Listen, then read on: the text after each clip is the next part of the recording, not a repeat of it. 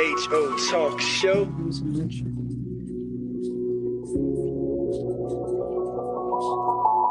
Back like we never left. Sir Charles. That's right. I am HO Talk Show, ladies and gentlemen. And Ms. Max, I hope that the people come to expect from us to be, to be edutained, to turn on their radio dial. That's the feedback that we get, that I get from the community, to keep doing what we do. Yes, so we're gonna keep doing it. And speaking of community doing what they do, we have in the studio with us right now Jackie Martin, Mrs. Jackie Martin, and she definitely makes it do what it do when it comes to Have you ever heard someone refer to you in that way? No, I'm loving it. Look, Jackie always have something special to say about her. Always gotta flatter her, because she is definitely been very important to the community when it comes to community engagement, in regards to our health and well-being.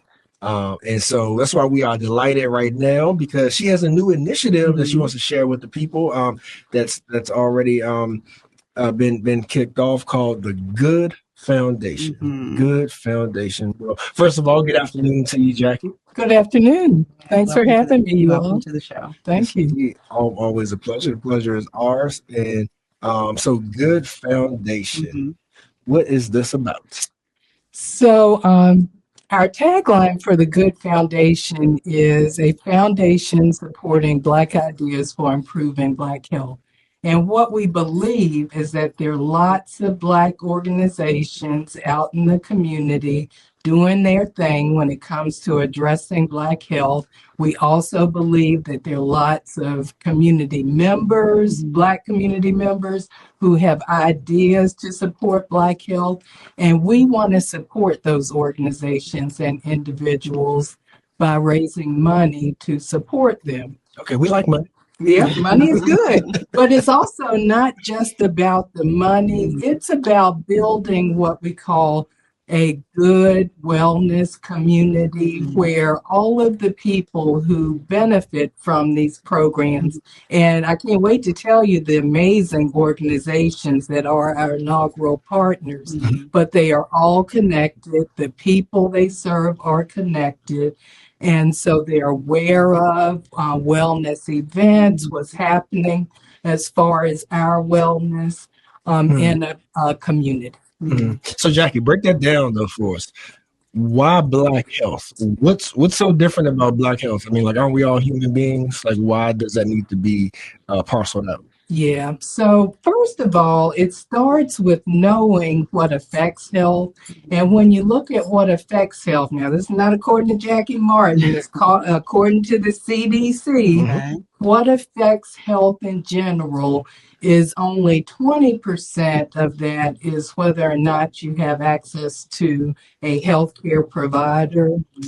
30% of that is about your health habits. So whether or not you smoke, whether or not you eat well. And I'm going to pause there for a minute to say that I can't tell you how many rooms I've been in and have heard physicians say if only they ate what I told them to eat or didn't smoke, then they would be healthy. Well, of course, we want people to have great health habits, but that again is only 30% of what affects your health. 10% is about your environment, the built environment, whether or not your sidewalks are connected in the community you live in, things like that that make it easier for you to walk and do things that are supportive to your health. But 40%, according to the CDC, of what affects health is about social determinants of health. And so we're talking about jobs, education, food access, all of that falls in that arena. And if we are truly serious about affecting health, anyone's health, then we need to go more upstream to address those social drivers of health. And why that's especially important to the Black community is because we know that there is racism still exists. We know that our opportunities for jobs and education aren't what they are for other groups of people. We know our history, and I'll say that again, That's right. especially right here in Charlottesville. We have a history of doing things intentionally that have had an impact on Black health. And if you just isolate stress, the stress of just being Black, and there's so many examples of how that affects us in our jobs and in everything, then you see that the stress that we are under on a constant basis is a detriment to our health. So, I was going to ask you where you just kind of, did you start this organization based on what was ongoing and it's just more of the same and we need something like this? Or were you reading the writing on the wall in terms of the presidential campaign last year and your thoughts were, we better get something in place? You know what? Our God is so good. Because my foundation would have kicked off in January before we had the current administration in place. And we had an 8-degree day in January, so we postponed. We had a snowstorm in February, so we postponed. And so we were able to kick off in March. And wow, everything had changed in March. And so I wish I could say I had the foresight of my Lord. Absolutely did, because what I believe is that, lots of things most likely are going to be cut. They're being cut already. But we, as Black people, have the ability to come together to address our health. But we got to come together to do it. Absolutely. We are joined by Jackie Martin with the Good Foundation. So, as Max just mentioned, like speaking of our current political climate, is it like, do you feel this is a time for us to take even better control, or do you see it as more of a hindrance? If that makes sense, because there's a lot of like sort of systems in play, right? Like that we rely on, for our well-being, and of course, anything that is race-based, right, is seemingly getting attacked and whatnot for that case. So do you see this is a time to where we're kind of like our backs against the walls, and now there's as good a time as ever to implement something like this? Yeah. Well, first of all, if you just look at our health outcomes, there is no denying that there are inequities and disparities in our health outcomes, period. And so the time now we're facing, I don't know what's going to happen on the federal level, but as far as the programming, some of the things that have been put in place to help address our health, some of those things are going away. And I just think in general, we have the skills, we have the knowledge already, and I think we keep giving that away, thinking that other people are going to protect it and use it to address our health. And maybe, and we need allies. So please know that I'm saying we need everybody, not just Black people, to come together. But as Black people, we have the agency and we have the power and we have the skills to put together programs and to address those programs that are really doing great work in our community to support our health. Yeah, thank you for that. And you mentioned the stats, because the stats are what they are. But have you found anything that can explain why the treatment is different, or can you even provide any stats on that? Because one of the most blurring stories, right, is take like Serena Williams, for instance, right? For years and years, people say how Black mothers, get treated differently, how they aren't given as much, epidural pain medicine and whatnot, because there's this school of thought, as a matter of fact, that Black people can withstand more pain. it's things like that. Yeah. So, so besides the disparities, is there anything you can share with us on sort of how we tackle that, right? Of like, even if we're trying to take care of ourselves, we know that when we go into certain spaces, doctor's office or what have you, they're already looking at us different. Yeah, Yeah. well, you're talking to someone who, not too very long ago, I had a toothache. Mhm. And I did not go to an emergency. It was awful. I didn't go to anybody's emergency department because I already thought they would believe I was there seeking medication. It's Mm. awful. Mhm. But the Serena Williams story is a very important one. So if you don't know already, when she delivered one of her children, uh, she wasn't believed as far as the amount of pain she was in. She wasn't heard on several levels. Mhm. And I'm also a witness to that. My son's partner, when she was had their oldest child, it was during COVID, and I was there with them, but I couldn't go to the hospital. Never thinking for a second, I've heard all the stories about how Black women are treated. And then to get a phone call that after having a cesarean, they were denying her pain medication. And that was very recent. So those things, happen on an ongoing basis in our community.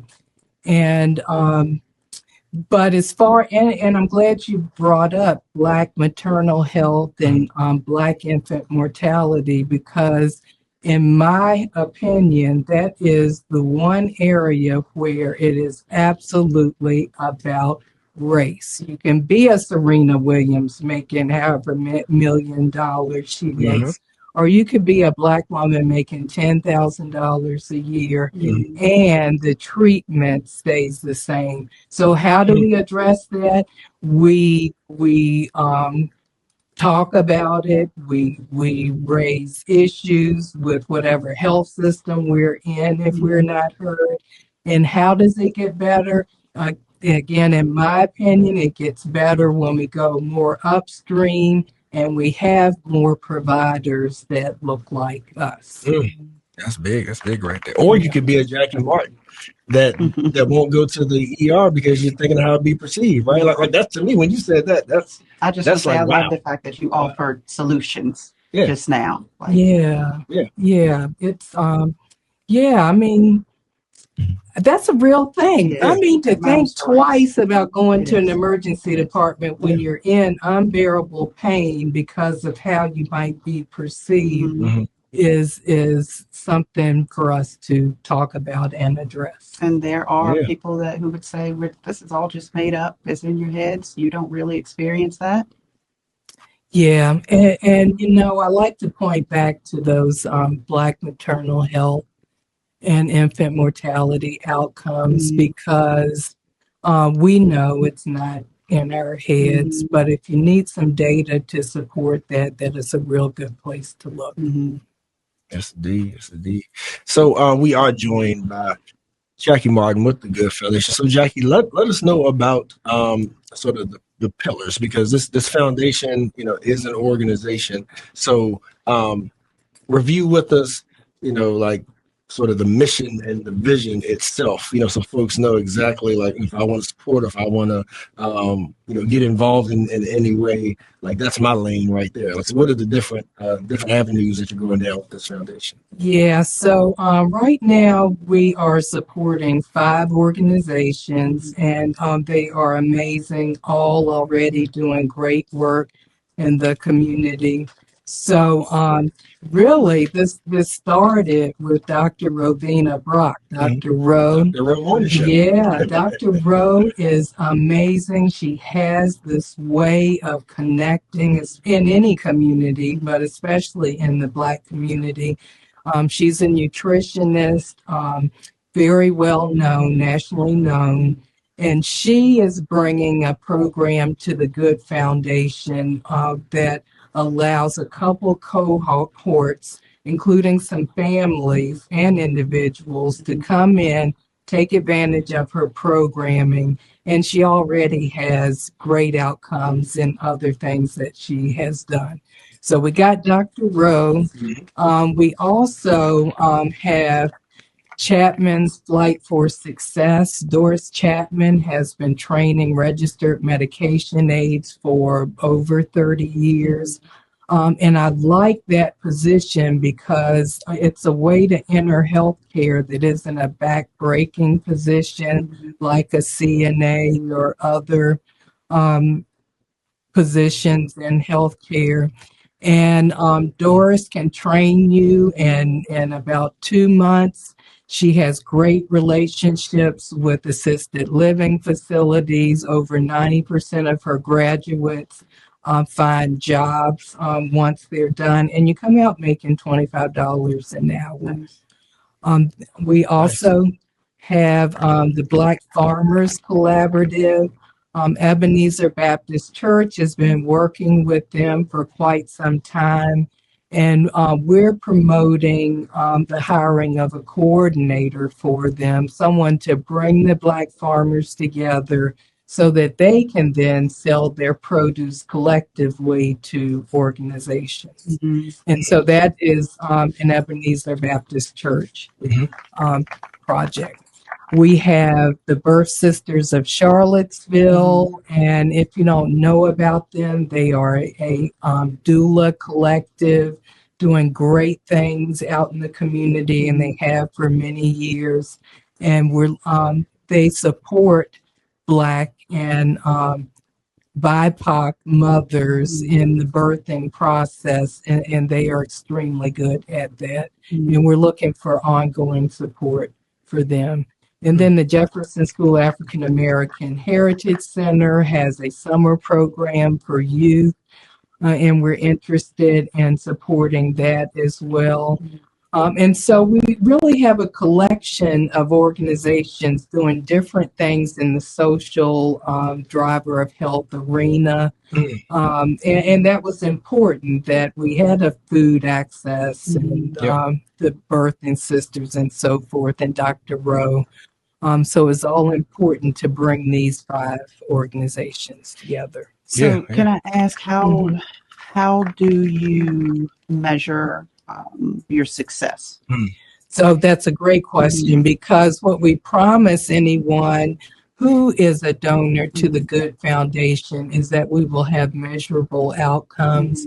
And we're very fortunate that the UVA Center for Community Partnerships, where they have a team of researchers, are supporting us in developing those outcome measures. Okay.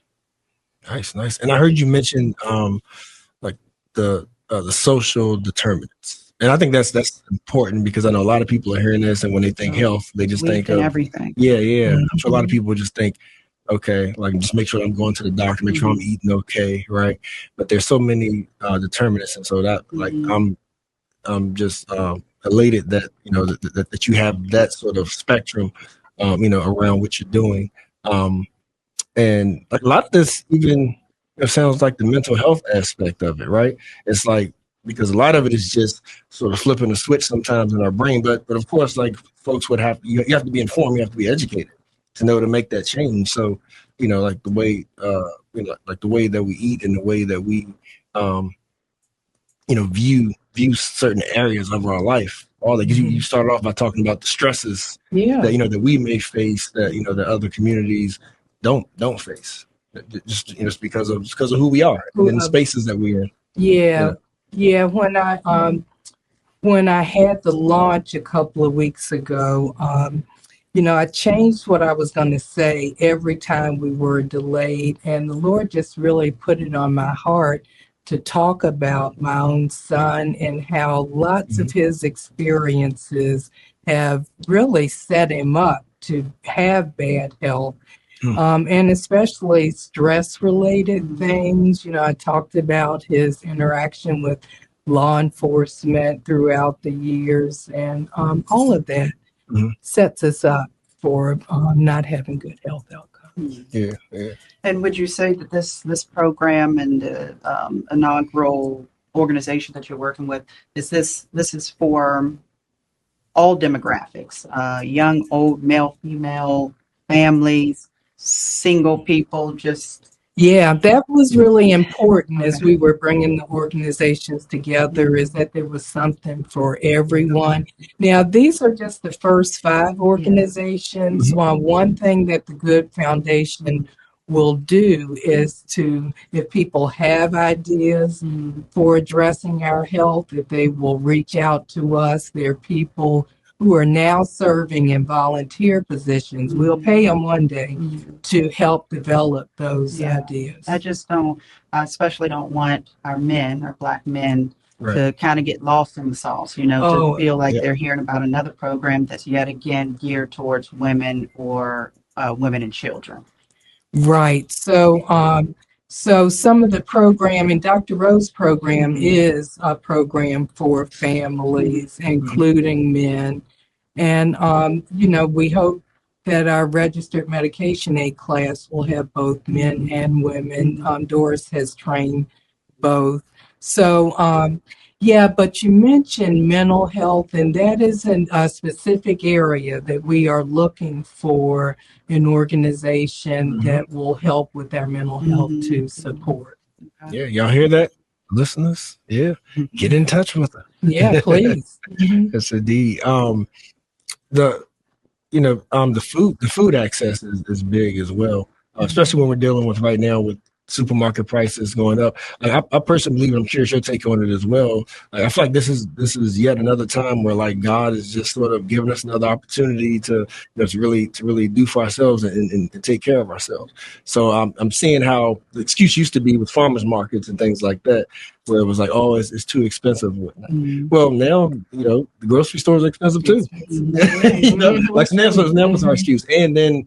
We have so many Black-owned farms like within our vicinity, that we could get tapped into. Yeah, I was really surprised to hear that there are so many Black farmers, and to be able to bring them together in a collaborative, I think could be all the better. Now, that's not to say they don't have their own collaborative, right? Because I don't know what's going on, everything that's going on in that space. But to hire a coordinator for them that is intentional about bringing them together so that they are then selling their produce like some of the other organizations in our community.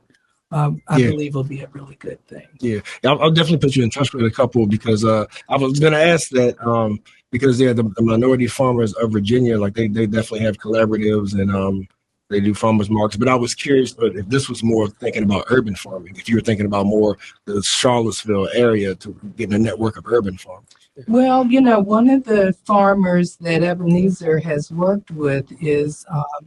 And I'm going to forget her name. Is Miss Sarah from Ruckersville? Oh, yeah. Dr. Sarah Morton, who is a cattle farmer, and she's doing amazing things. So there are a lot of things that can be done with urban farming, but we're not limited to that. Yeah. Awesome. Good stuff. We are talking to Jackie Martin with the Good Foundation. And, as we kind of, continue this conversation, there's something that popped in my mind. I wanted your opinion on it. I saw in a podcast interview where a statement was made by a young lady that said Black people have made struggle look cool. Black people have made struggling cool.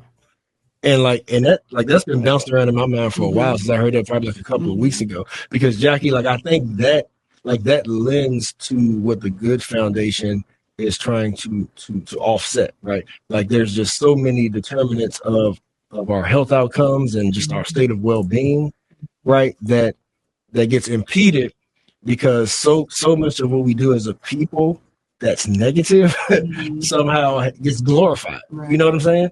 And we're told like it's sort of rites of passage. It's sort of like you ain't really Black unless you doing this. Like oh, you don't eat that? Oh, you eat white. Y'all heard that before. You said the same thing as like you talk white. Like we don't eat like that. You know what I mean? Like I can't taste the salt, can't taste the sugar. You know what I'm saying? Mhm. Like so I think and I kind of want to draw opinions on that statement. Like, you know, how does that strike you when I first said that? On like we make struggling look cool. Yeah, the way that strikes me is I'm tired of struggling. Absolutely. Yeah. You know, we do what we have to do, and I think we put a brave face on it, but I am totally over the struggle. Right. Mm-hmm. I definitely agree with that. And I think, fortunately, we are dealing with younger generations who are woke, dare I say, or just more aware. And struggling is not cool to them Mm-mm. anymore. You know, education and empowering yourself has become their norm for a lot of members of our younger generation. I appreciate that. And I just hope that they can pull more and more along by being examples to them.